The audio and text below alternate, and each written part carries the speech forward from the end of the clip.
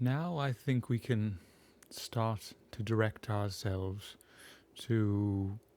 interrogating what is the more general reality that we have before us in these communications that come down through the Rig Veda, through these Vedic wisdoms, these Vedic raptures that have proved to be of such universal inspiration and place. And in doing so, I think it's important that we dispel the artificial distance that's been put upon it and come to the heart of the reality and state. Because as in these communications comes to develop its necessary conception most fluidly and fully unto form, in the continence of nature, in the continence of our natural reality of being and basis of state, if there's an unspoken foundational necessity, as I believe there is, and I believe everything bears out, and as all these different traditions enrich to and try to express in their individual way, that there is the uncaused cause, which is unreverted and at the full soul and essence, instance and basis of life and all things, then awakening to this supreme and supernal measure becomes the reality in residence, the eminence in presence, that which the function is always operating in and of and through. And so the intuition of this in the fire, the intuition of this in the way, the right, the awakening of all the full attitudes to this dignity of undisplaced states comprising,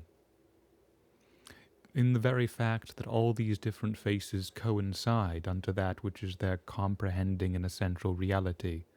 fluidly, poetically, more than as an external acquaintance or a mere situation of beauty or organic function, but epicenter at the causational reality of core, brings the other characteristic that permeates through this, which I've called the unreverted, the undiverted nature of state. So in all the formations of nature and all the formations of life, part of what I think was of central presence to the Chinese conceptions of Tao in Lao Tzu and Chuang Tzu is that there's an unworked work, an unforced realization that nature, by doing nothing but being its free self, accomplishes all the dimensions of things in its essential reality. In the same way here, the contemplation, the union, the participation has an unthought, undiscriminated naturalness that abides by that which is its essence and state and ground. And so the full communion of what therein and thereto is to be purified, recollected, and awoken is the play and witness of inhabitation that is purposeful due to that presence of that primary and unconditioned cause. Because when we see all the happenings of life and nature and the universe, when we see it in this wedding harmony, this ever-living supernal essence that resides and converts into itself, which, for instance, for Heraclitus, was at the ruling foundation of the universal and the inner inhabitation of things, then there's this situation in which the unfolded instantiation is only a moment in instance of the pure and unconditioned truth of generative and fulfilled reality, that all the immediate operations of the leaf or the root or the organism or the instantiation are made real in that uncaused cause, which is their full connection of fulfilled operation and life and act. And so that as we find meditated out in the Upanishads, which try to recollect and resolve to the same dignity of unforced worth, but which, as it were, grope across the surface, try to mediate this which is beyond accidental mediation in a way. For instance, in the Katha Upanishad, it's pointed out, as it is in the tradition of Tower and others, or even in Heraclitus, for instance, that the senses are misleading, because the senses should only exist in the condition of the continent cause. So yoking the senses to the mind, yoking the mind to the supreme self, to into the unconditioned, all these unconditioned supreme nature of continent basis, was aligning and trying to align to that supernal and essential truth, which is timeless, universal, present, and provides for the full capacity of unforced living engagement. And I think in no small part it's these things that we find reigning and ruling and clarifying, so that I feel that in alienated conditions,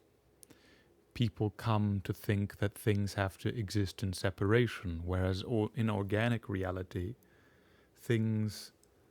have to be continent unto the whole, living within the whole. The only way an organism can be alive through all the situations of its function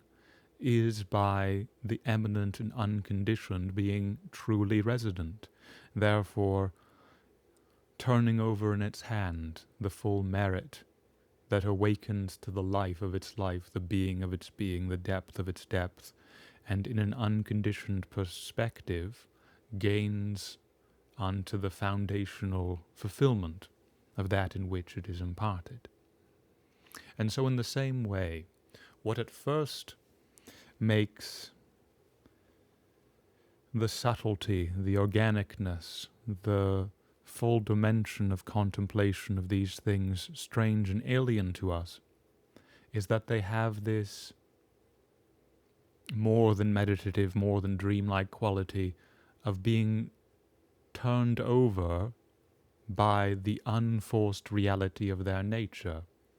in the same way as a dream has an organic coherence of the lived experience that makes it whole unto the meaning-making power at the core of our nature. So here, they don't try to hold down, but they allow things to exist in living propinquity, in living fulfillment of generation unto the truth of the ingenerable. And so I think there always is a great importance and subtlety in not pretending you can completely define or hold down the richness of something, and in even allowing the subtle and integral delicacy of the greater reality which exceeds narrow limitations. For if in the continent condition of reality all mediate functions are contained unto the undisplaced unmediate, then the reinforcing of a separated reality of the mediate acts as an entanglement and illusion. If it was maintained in enforced separation, the operations of a life in any of its situations of witness would not be able to be lived. And so this same subtlety of engagement, where every basis is woken unto the creative communion of the lived and present cause, which exceeds narrow attitudes of engagement and discursive contemplation. becomes centered and continent.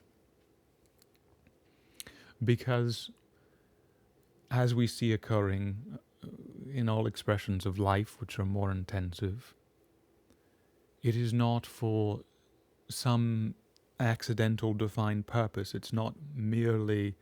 for the beauty, for the aesthetical communion, for the moral communion, for the intellectual communion, but all these things exist in undisplaced entirety. And all the aspects of fulfilled association are but reflected instances of integral resolution, existing in that which is, in a way, their full nature, and at the same time beyond the accidental parts of their formation and habitation and witness. And so lots of our modern culture, when coming to issues of the culture of Greece, the culture of China, the culture of India, and what like I say, has a greater focal or organic living communion of connection, says, why is their philosophy not separated from their science? Why is their this not separated from their that? And I think all this is done with a false sense of alienated superiority, which is unjustified. Because for life, these things should not be separated. For intrinsic self-realization, it's only having the full ambit and gamut, the full course and condition of articulation inherently alive in that which is essentially you and fulfilled and realized and awoken directly, which can give the comprehending and inclusive power that can live to its fulfillment of fruition and forming. And so I don't pretend to exhaust all the merit and all of the enriched dimensions which I think we should awaken in these things. But at the same time, I think that there is what could only be called a false and inhibiting modesty in not freely engaging ourselves directly and entirely to the soul and meaning and message which invites us to these things.